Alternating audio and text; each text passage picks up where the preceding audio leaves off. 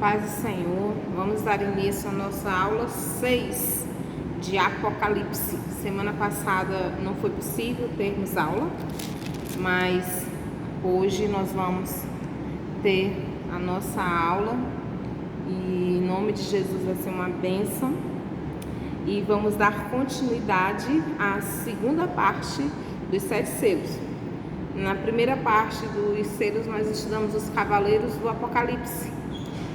Nós estudamos sobre o cavalo vermelho, o cavalo preto, o cavalo amarelo, o cavalo branco, né? E falamos que o cavalo branco são os poderes políticos injustos, porque a política deveria ser algo para o bem da comunidade e não tem sido. E que esses cavalos eles funcionam como se fosse um efeito dominó. E diante disso, nós percebemos que quando há injustiça, quando os políticos, quando os poderes políticos são injustos, e por que é poder político injusto? Por causa da coroa, a cor branca,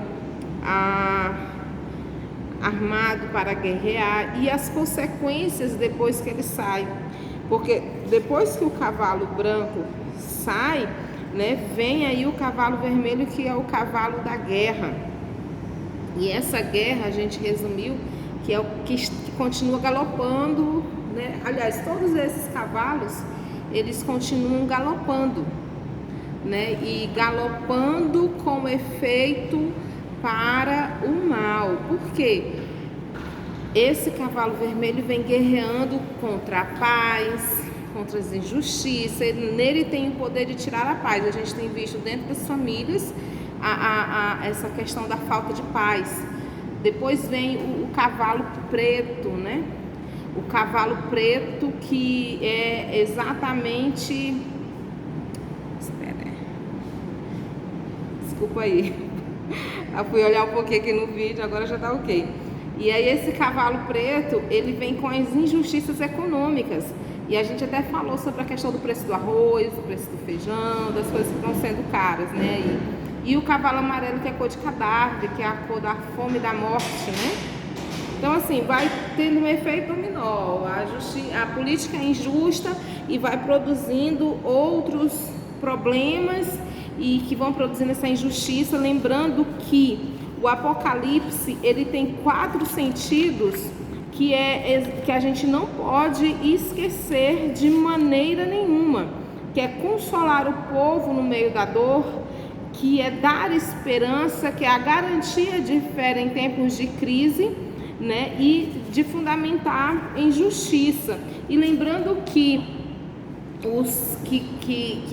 essa questão dos selos revela que Jesus é o Senhor da história, o Cordeiro de Deus, o Senhor da história. Então, assim, na abertura dos selos há uma abertura da história. E hoje a gente vai para o 5º selo em Apocalipse, no capítulo 6, a partir do versículo 9. Vamos ler um pouquinho?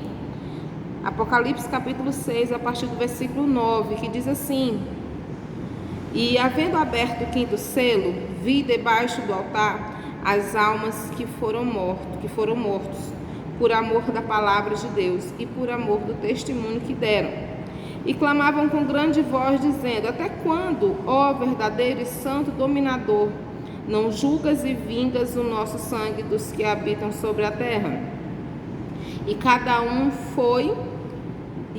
a cada um foi dado comprida veste branca, e foi-lhe dito que repousasse ainda um pouco de tempo, até que também se completasse o número de seus conservos e seus irmãos que haviam de ser mortos como eles foram. Aqui nós temos o 6º selo. O que é o 5º selo, perdão. O que é o 5º selo? O 5º selo é o clamor por justiça das almas diante de Deus. E aqui nesse texto nós vamos ter algumas curiosidades. Como nós já explicamos no início das nossas aulas, Apocalipse não pode ser interpretado literalmente. Ele é simbólico. Então, para pensar. Né? O versículo está dizendo que, havendo aberto o 5º selo, debaixo do altar, as almas dos que foram mortos. Almas a gente pode ver? a gente pode enxergar a alma, a gente vê as almas, por amor da palavra de Deus e por amor ao testemunho que deram, clamavam por grande voz, dizendo: almas clamam? Alma fala? Né? Aí a gente pode dar aqui uma base bíblica para a alma penada, né? Que fica andando por aí, clamando por justiça, né? As almas inocentes que foram mortos, clamando por justiça, avisando quem fez isso, quem fez aquilo. Já pensou? Misericórdia, né? Mas eu estou falando isso para vocês pensarem. E essas almas, elas se vestem? Se são almas, elas não têm corpo? Ela tem corpo, se veste branco, né? E se elas são almas, né? Elas já não estão ali na eternidade, porque na eternidade elas têm que esperar um pouquinho. Então, assim, se a gente for olhar literalmente, nós vamos ter muitas diversas indagações, né? E aí esse é uma pequena indagação. Mas nós vamos ver aqui tudo isso simbolicamente. Aqui no capítulo 6, a partir do versículo 9, o discurso de Apocalipse ele muda bruscamente. Porque até a abertura do quarto selo, nós vamos ver como se fossem os vilões aparecendo. Agora vão surgir os mocinhos. No sexto, no quinto, no sexto e no sétimo selo. E aí a gente vai perceber essa mudança, né, de padrão, de falar, né, um antagonismo aí entre vilão, que são os cavaleiros do Apocalipse, e os mocinhos, né, que agora que é a abertura. E nesse momento, o quinto selo, o clamor por justiça das vítimas, né, o clamor das vítimas. E esse clamor dessas vítimas são todas as pessoas que morreram por causa dos poderes injustos, por causa do galopar dos cavalos que galoparam, estão galopando, né, galoparão até que Cristo venha e ponha um fim nesse poder surreal. Quando as almas, e essas almas, todas essas almas que morreram, e aqui nós temos algo que fala sobre testemunho que deram, e fala que foram mortos por amor da palavra, fala sobre essa questão que clamavam com grande voz dizendo. E aqui nós temos alguns pontos interessantes. O primeiro ponto: essas almas foram mortos por amor da palavra. Aqui nós temos a teologia do sacrifício presente. E nós já vemos essa teologia do sacrifício muito antes. Essa teologia do sacrifício, ela já vem surgindo aí, por exemplo, lá de Caim e Abel, dos sacrifícios que existiam dos animais na época da lei dos sacerdotes, e que vão culminar no sacrifício de Cristo na cruz do Calvário. E algo a se tratar sobre Caim e Abel é porque ali, lá em Gênesis, né, no capítulo 4, no versículo 10, tem a questão do sangue inocente sendo derramado sobre a terra. E quando Deus se aproxima de Caim, fala: olha, a alma do teu irmão sangue clama da terra. Então já existia isso aí, essa questão do clamor das almas. Já existia, parece que a terra não absorve sangue de pessoas inocentes que morrem inocentemente, e parece que elas clamam. Mas esse clamor aqui não está dizendo que é o clamor literal, né? Mas está falando sobre essa questão da história, que todas as almas serão vingadas, que terá justiça sim, que no tempo certo todas as coisas virão à tona e haverá justiça. Quando fala essa questão do testemunho, está falando da questão dos mártires, né? Aqui no original, essa palavra testemunho tem a ver com mártir. Pessoas que morreram inocentemente por amor ao Evangelho. Pessoas que passaram pelos sistemas políticos injustos, que não foi por amor ao Evangelho, mas que morreram inocentemente por causa da injustiça que há no mundo. E estas almas, elas gritam por justiça. E a resposta que foi dada a elas foi quando fala que foi lhe dada veste comprida, veste branca. E essa veste branca, ela está muito bem relacionada que a justiça de Deus vai chegar. que é para eles esperar só um pouquinho, que é para eles aguardar só um pouquinho, porque a justiça vai chegar. E a justiça chegando, eles irão terão repouso. Esse repouso aqui não está querendo dizer um repouso literal, como a gente entende como repouso. Aí sim a alma vai descansar, porque senão a gente vai estar dando base bíblica aí, né, para a alma penada, para o purgatório, para almas que vêm se vingar. E eu volto a dizer, é simbólico. Almas aqui está ligado diretamente à teologia do sacrifício e também a essa questão do testemunho, que são os mártires e que representam, essa palavra alma, simbolicamente, representam as vidas inocentes que morreram desde o passado em sacrifício, dando sua vida como um mártir, como, né, um sacrifício vivo ali, o sangue derramado na cruz do Calvário.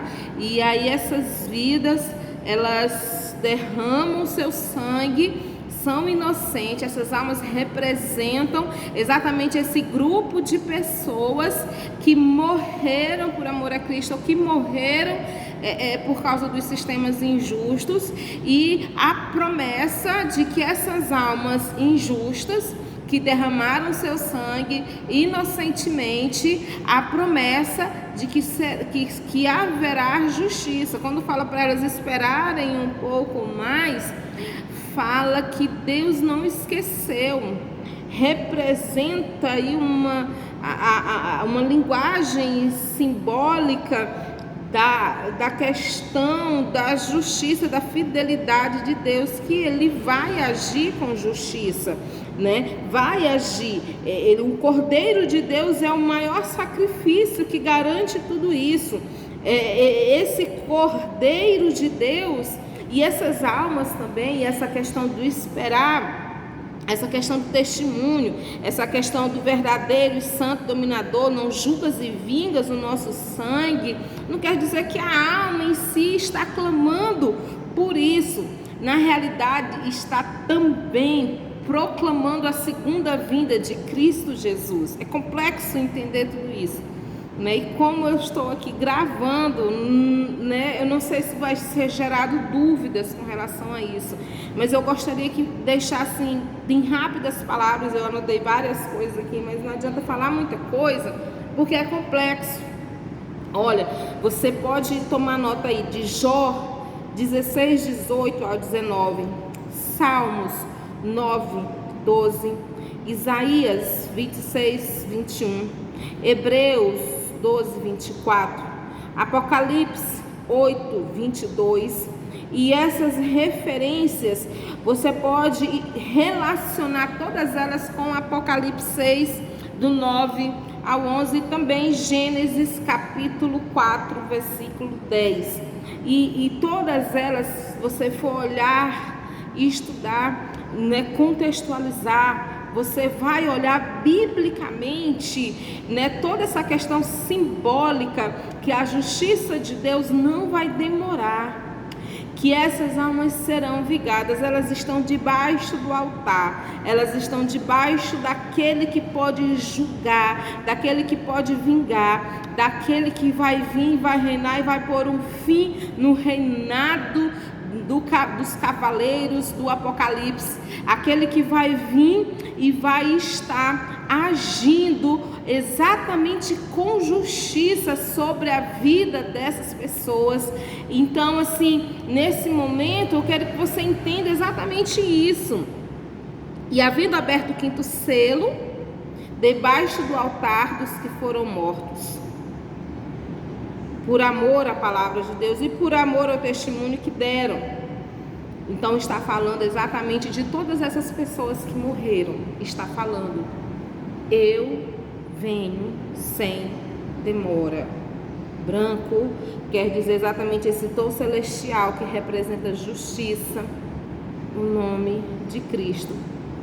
O Cristo virá e essas almas serão justiçadas, serão vingadas, porque a vingança é do Senhor. Vamos aí à leitura de Apocalipse, capítulo 6. A aula hoje é bem curta, né? Porque hoje eu estou com a garganta muito ruim.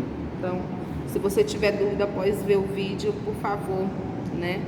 Deixe suas dúvidas aí e estarei lendo e respondendo. Ok? Suas contradições também, se não quiserem concordar com aquilo, você tem todo o direito de pesquisar e olhar mais. Mas estudando, eu cheguei a essa conclusão. Apocalipse capítulo 6, versículo 12 e 17. 12 até o 17. E havendo aberto o sexto selo, olhei e eis que houve um grande terremoto. Houve um grande tremor de terra. E o sol tornou-se negro como um saco de cilício, e a lua tornou-se como sangue. E as estrelas do céu caíram sobre a terra, como quando a figueira lança de si os seus figos verdes, abalada por um vento forte. E o céu retirou-se como um livro que se enrola. E todos os montes e ilhas, olha só, em toda a leitura até aqui a gente ouviu falar de montanhas e vales. Aí Apocalipse vem montes e ilhas. Muda, né? Já já a gente vai entender. Montes e ilhas foram removidos do seu lugar. E os reis da terra, e os grandes, e os ricos, e os tribunos, e os poderosos, e todo servo, e todo livro se esconderam nas cavernas, nas rochas das montanhas, né? E aqui a gente faz um paralelo com Mateus 24, 7, Lucas 12, 11 e Joel 2, 10. E diziam aos montes e aos rochedos: cai sobre nós e escondei-nos do rosto daquele que está assentado sobre o trono e da ira do Cordeiro, porque é vindo o grande dia da sua ira, e quem poderá subsistir? Sexto selo do Apocalipse. O protagonista aqui é o terremoto. E a gente pode dizer que o sexto selo é a resposta ao clamor do quinto selo. É a resposta ao clamor das almas. A gente percebe que como o Apocalipse é simbólico, e aqui nós temos presente, vivo, a questão de hipérbole, tem muita hipérbole, né, onde fala: olhei e vi um grande tremor de terra, o terremoto, e o céu se tornou-se negro como sangue, silício, e toda a cena aqui vai se transformando em algo muito grande. E aqui a gente pode estar falando e esclarecendo algumas questões. O grande protagonista aqui, o terremoto, como aquele que é o que dá a resposta ao clamor do quinto selo. Essa questão do tremor da terra, a terra gritando, a terra sendo o agente, porque quando a terra treme, e dependendo do local do tremor, ela consegue dominar e engolir todos os poderosos. Quando fala de montes e ilhas, ao invés de falar de montanhas e vales, aqui nós temos uma representatividade de duas classes, de duas coisas muito importantes. Monte representa a presença de Deus, ilhas representa a impiedade. E aqui está falando assim: e o céu retirou-se como um livro que se enrola, e todos os montes e ilhas foram removidos do seu lugar, né? Há uma mudança, há uma mexida em toda essa estrutura, há uma mexida de Deus através dos fenômenos naturais, que é uma resposta simbólica, né? Utilizando a linguagem hipérbole, né? Como a justiça de Deus a esses mortos. Lá em Joel, no capítulo 2, versículo 10, nós vemos uma narrativa parecida com essa. E desta forma o texto, né, usando toda essa questão, abalando os poderes através do próprio poder de Deus. E vocês podem anotar aí e fazer o contraste em casa. Salmos 46, versículo 2 ao 3. Salmos 97, versículos do 1 ao 6.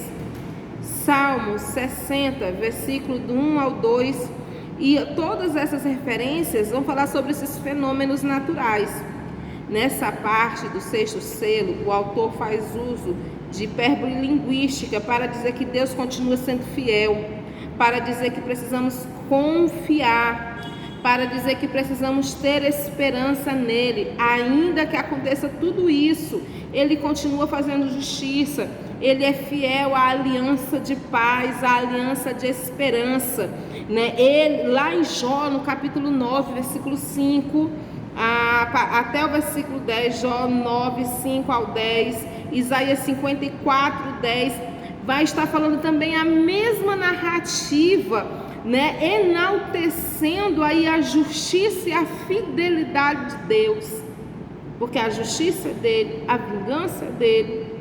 Então tudo aqui é descrito de não é literal, mas simbólico. Toda essa questão de lua se tornando em sangue, das estrelas caindo.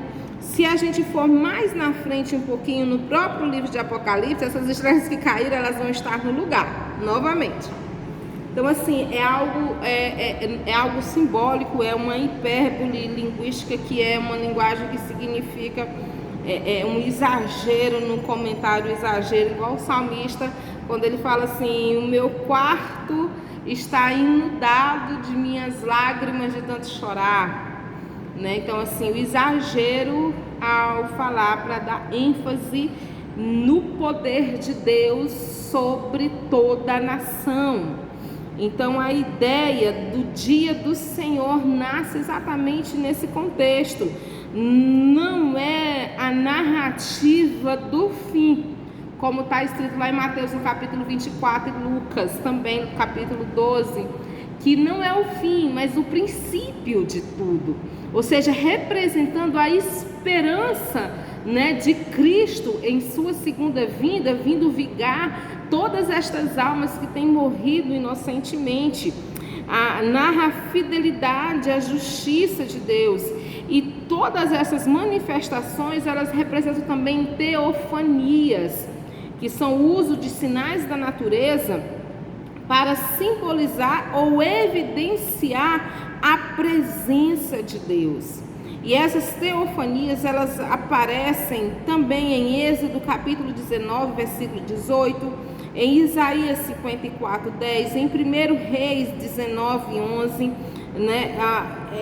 Vai aparecer essa questão de teofanias. Então, tudo que está acontecendo aqui, toda essa presença de hipérboles linguísticas, de exageros, né, ao relatar todas essas questões que a gente acha que é literal: figueira, lança, figos verdes abalados, vento forte, né, a voz de trovão, né, tudo são teofanias para simbolizar, não exatamente o figo, né, o figo verde e a figueira, mas os efeitos que tudo isso provoca são exatamente demonstrando o efeito da natureza de Deus agindo na terra, né? E todas essas figuras de linguagem é exatamente a representação dos efeitos, evidenciando nos sinais da natureza. Então, sobre a questão de montes, montes e ilhas, se vocês tiverem dúvida, que a gente já falou aqui um pouquinho, podem depois perguntar aí. Mas nós vamos ver revelações revelações de Deus, revelações divinas, acompanhadas de teofania, também lá no Salmo 68, versículo 8,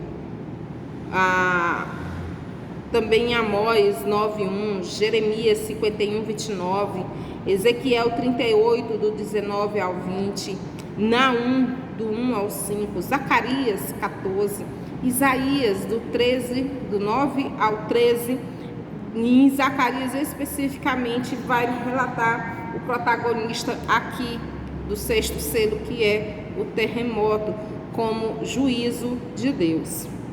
Então, o povo nessa época entendia muito bem a linguagem. Veja que no Antigo Testamento já se falavam dessa linguagem que está sendo falada aqui no Apocalipse. Então, uma linguagem simbólica, mas o raciocínio aqui entendendo muito bem sobre os efeitos da justiça divina.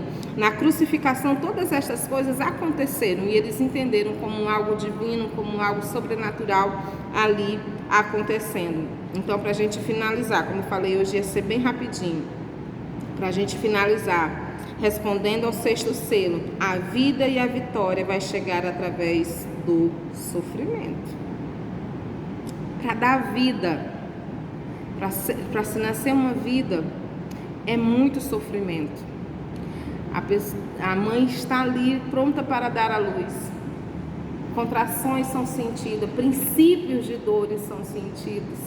E parece que tudo vai ser o fim. E quando na realidade nasce uma nova vida. Então não está narrando o fim, está narrando o princípio de tudo, o princípio de dores. Mas esse filho vai nascer e com uma nova vida, com todos os seus inocentes sendo vingados. E ali a gente sabe que quando a mãe passa por tudo isso, ela logo se esquece de todas as dores e só aproveita ali a alegria de ser mãe, a alegria do filho, a alegria de estar, né, com aquela criança que deu à luz. Então nós temos todas essas verdades e aí nós vamos continuar aqui te dando referência, né, já finalizando, Gênesis capítulo 49, versículo 2 ao 6, Abacuque do 6 ao 3, vai falar mais sobre essa questão de montanhas e vales e montes e ilhas e toda essa seguridade ímpia caindo por terra, o dia do Senhor, a justiça do Senhor chegando, e Deus sempre faz justiça, sempre vai acontecer na história, estar presente hoje, e na segunda vida nós vamos ver esse dia do Senhor, né? Nós vamos ver toda essa ação acontecendo e nós vamos ver que essa ação na realidade ela acontece constantemente, ela está acontecendo e está sendo uma ação constante, não com os efeitos exageradamente relatados aqui no Apocalipse, né? Volto a lembrar que aqui nos selos, a abertura dos selos é a abertura da história, porque o Cordeiro de Deus é digno de abrir o livro, ele é digno de contar a história e de relatar que ele é o mesmo ontem, é o mesmo hoje e será eternamente, e que ele virá, e quando ele vier, todas as injustiças serão vingadas nele. Então, quando todas essas coisas acontecerem, a abertura do quinto, do sexto selo, né, quando na realidade o verbo que está no auristo significa uma ação constante, que está acontecendo constantemente, agindo constantemente, mas culminará, não no fim, mas culminará com a vinda do Senhor Jesus Cristo. Por isso que a esperança, por isso que a nossa expectativa precisa estar na vinda do Senhor Jesus, por isso que a nossa esperança precisa estar na possibilidade de sua vinda, porque ele virá e julgará todas as nações e vingará todas as almas. Ele não tarda, ele não falha, ele virá e será digno de abrir o selo, ele será digno de vingar, porque ele é digno, porque ele é o Cristo, porque ele é o Senhor, porque ele é o dono da vingança, porque ele é o dono da justiça.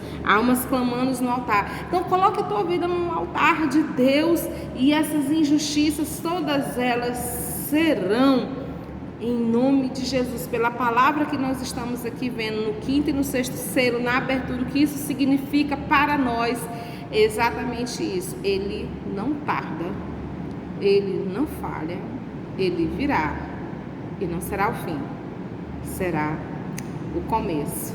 Que o Senhor Jesus te abençoe, que o Senhor Jesus te guarde, que você possa voltar, ler cada referência. A ideia era ler cada referência, mas eu não estou bem de saúde, então né? Voltem, leem cada referência para complementar o estudo hoje. Na semana que vem nós vamos estudar o interlúdio, que é o capítulo 7, e vamos estudar a abertura do 7º selo, né, que tem ainda algo especial.